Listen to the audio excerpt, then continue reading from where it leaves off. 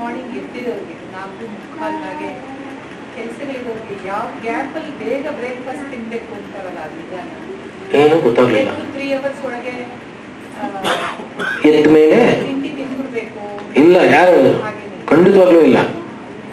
ಬೆಳಿಗ್ಗೆ ಬೇಗ ಎದ್ಬಿಟ್ಟಿದ್ರೆ ಆಮೇಲೆ ಸ್ವಲ್ಪ ಬೇಗ ಅಂದ್ರೆ ಎದ್ದ 3 hours ಒಳಗಡೆ ತಿನ್ಬಿಡ್ಬೇಕು ಅಂತ ಹೇಳ್ತಾರೆ ಅಂತಲ್ವಾ? ಎಲ್ಲ ಹೇಳಿರೋದೇ ಬೇಗ ಹೇಳ್ಬೇಕು ಅಂತ. ಬೇಗ ಎದ್ಬಿಟ್ಟಿದ್ರೆ ಅಂತ ಆ ಸ್ಟೇಜಿಗೆ ಬಂದಿದ್ದೀವಿ ಈಗ. ಅಕಸ್ಮಾತ್ ಬೇಗ ಎದ್ಬಿಟ್ರೆ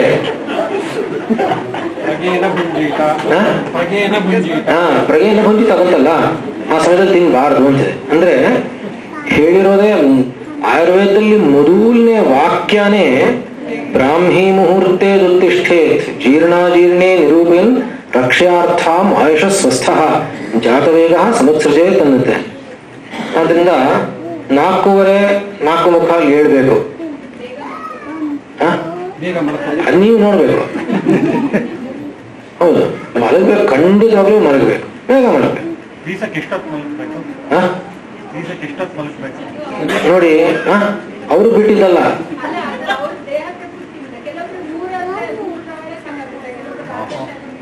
ಗೊತ್ತಾಯ್ತು. ಅದು ನಿಜವಾಗ್ಲೂ ಪ್ರಕೃತಿ ಅಂತ ಹೇಳೋಕ್ಕಾಗಲ್ಲ. ಅಲ್ಲಿ ಏನಾಗುತ್ತೆ ಅಂದ್ರೆ, ಈಗ ಸಾಧಾರಣವಾಗಿ ಆರೋಗ್ಯ ಅನ್ನೋದು ಚೆನ್ನಾಗಿದ್ರೆ 5 ರಿಂದ 6 ಗಂಟೆ ಕಾಲ ಸಾಕು, ಬೇಕಾದಷ್ಟು ಆಗುತ್ತೆ.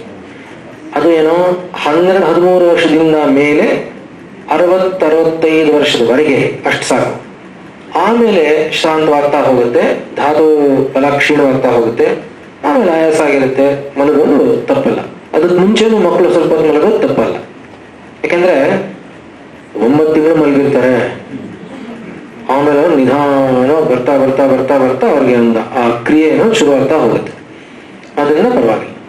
ಅದಕ್ಕೋಸ್ಕರನೇ ಅದರಿಂದ ಹೊರಗೆ ತರಬೇಕು ಅಂತಾನೆ 7.5 ವರ್ಷದಲ್ಲಿ 7 ಕಾಲಲ್ಲಿ ಉಪನಯನವನ್ನು ಮಾಡೋದು.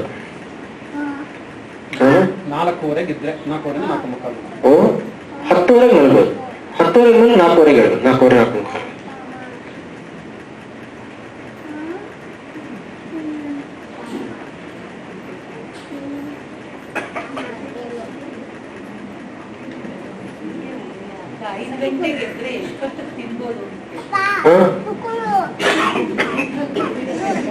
ಗಂಟೆಗೆ ಎಷ್ಟು ಗಂಟೆಗೆ ತಿನ್ಬೇಕು ಅಲ್ಲ, ಮಧ್ಯಾಹ್ನ 11:30 ಹೇಳಿರೋದು.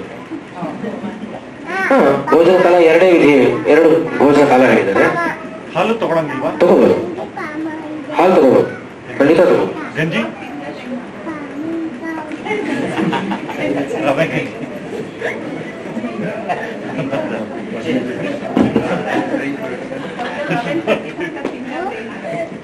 ಏನು ಆಗದೆ ಇದ್ರೆ ಸರಿ, ಏನು ಆಗಲ್ವಾ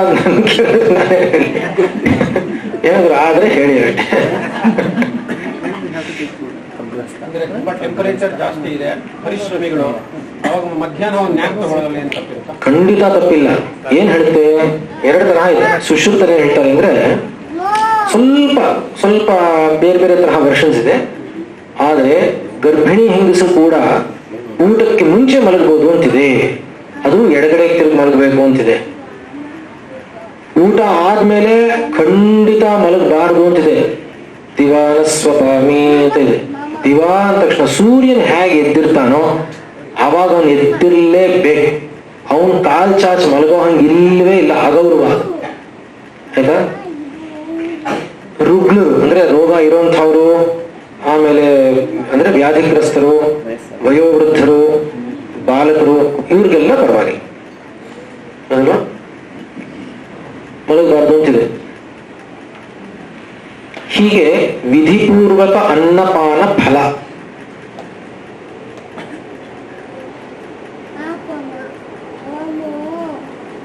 ವಿಧಿಪೂರ್ವಕ ನೋಡಿ, ಈ ಏನ್ ವಿಧಿ ಹೇಳಿದೆಯೋ ಆ ತರಹನೇ ಅನ್ನಪಾನಗಳು ತಗೊಂಡಿದ್ರೆ ಆಗ ಅದರದ್ದು ಫಲ ಏನ್ ಹೇಳ್ತೆ ಅಂದ್ರೆ ವಿಧಿ ವಿಹಿತಂ ಅನ್ನಪಾನಂ ಇಷ್ಟೇಂದ್ರಿಯಾರ್ಥಂ ಆಯತನಂ ಆಯುಷೋ ಬ್ರುವತೆ. ಅಂದ್ರೆ ಅವನಿಗೆ ಇಂದ್ರಿಯ ಮತ್ತು ಇಂದ್ರಿಯಾರ್ಥಗಳು ಸನ್ನಿಕರ್ಷವಾಗೋದಕ್ಕೆ ಏನ್ ಬೇಕೋ ಅದೆಲ್ಲ ಸರಿಯಾಗಿದ್ದು, ಅಂದ್ರೆ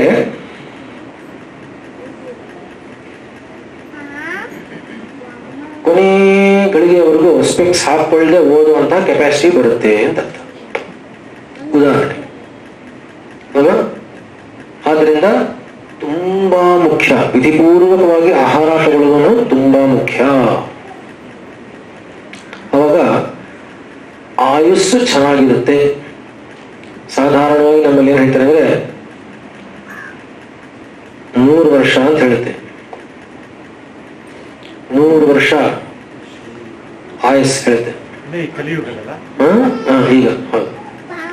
ಆದ್ರಿಂದ ಅದು ಹೇಗೆ ಗೊತ್ತಾಗುತ್ತೆ ಅಂದ್ರೆ ಓಜಸ್ಸು, ತೇಜಸ್ಸು, ಧಾತುಗಳು, ಇಂದ್ರಿಯ ಬಲ, ತುಷ್ಟಿ, ಪುಷ್ಟಿ, ಪ್ರತಿಭಾ, ಆರೋಗ್ಯ ಇಷ್ಟು ಸಿಗುತ್ತೆ. ಇಷ್ಟು ಸಿಗುತ್ತೆ ತಗೊಳ್ಳುವ. ಇದರಲ್ಲೆಲ್ಲ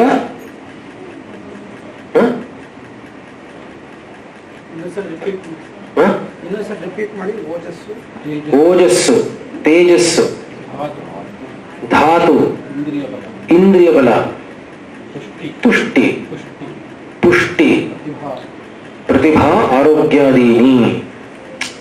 ಯಾತಿಕ್ಕೆ ಅಂತಂದ್ರೆ ಇದೆಲ್ಲ ಏನ್ ತೋರಿಸುತ್ತೆ ಅಂದ್ರೆ ನೀನ್ ಹೀಗೆ ವಿಧಿಯನ್ನ ಪಾಲನೆ ಮಾಡಿದ್ರೆ, ಎಲ್ಲ ಜ್ಞಾಪಿಸ್ಕೊಳ್ಳಿ. ವಿಧಿ ಅಂದಾಗ ನಾನು ಯಜ್ಞ ಮಾಡಿದ ಹಾಗೆ ನಾನು ಆಯಾ ಋತುಗಳಲ್ಲಿ ಅದನ್ನ ಹಂಗಂಗೆ ನಾನು ಕಾಪಾಡ್ಕೊಂಡು ಹೋಗ್ಬಿಟ್ರೆ ತದ್ ಇಂಧನಾಚ ಅಂತರಾಗ್ನೇ ಸ್ಥಿತಿ. ಆಂತರಿಕವಾಗಿ ಅಗ್ನಿ ಏನಿದೆಯೋ ತದ್ ಇಂಧನ ಚ ಅಂತರಗ್ನೇ ಸ್ಥಿತಿ. ಒಳಗಡೆ ಇರುವಂತಹ ಅಗ್ನಿ ಹಾಗೇ ಪ್ರಜ್ವಲಿಸ್ತಾ ಇರ್ತಾನೆ.